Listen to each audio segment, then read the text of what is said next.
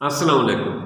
ईद का दिन है, अक्सर लोग ये बात कर रहे हैं कि पहले ही हमारे मैदे में तेज़ाबियत है, हमें जो है ना मैदे में जलन रहती है, लेकिन गोश्त भी हमने ज़रूर खाना है। तो ऐसा क्या किया जाए कि गोश्त में जो है ना खाने के बाद कोई इस किस्म का साइड इफ़ेक्ट पैदा ना हो।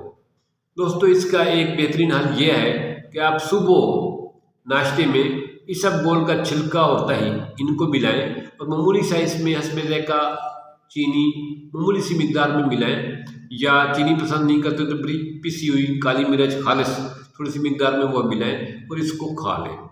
उसके बाद आप दोपहर को 11 बजे 12 बजे आप गोश्त खाएं, लेकिन गोश्त में यह एहतियात करें कि वो सही तरीके से गला हुआ हो, सही तरीके से पका हुआ हो और उसकी बोटियां छोटी छोटी मिकदार में हों, और क्वांटिटी का ख्याल करें।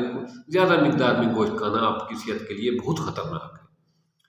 आप दिन में 4 दफ़ा खाएं, बेशक 5 दफ़ा खाएं, लेकिन ये है कि उसकी क्वांटिटी और क्वालिटी अच्छी होनी चाहिए। और जब भी गोश्त खाने लगें तो उससे कुछ देर पहले दही में इसबगोल का छिलका मिला के थोड़ा सा वो खा लिया करें।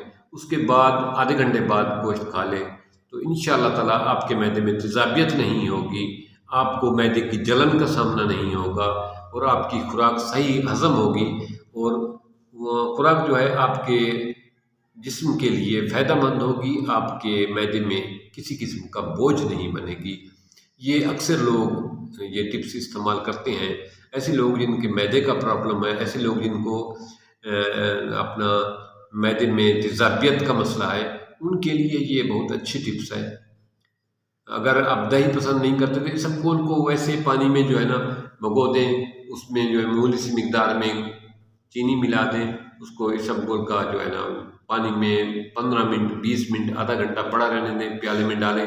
जब वो अच्छी तरह से फूल जाए तो फिर उसको छिलके को इस्तेमाल करें, उसके कुछ देर बाद खाना खा लें। इंशाअल्लाह ताला आपके मैदे में तेज़ाबियत नहीं होगी, आपका खाना सही तरीके से हज़म होगा और आपको ईद का पूरा मज़ा आएगा। थैंक्स।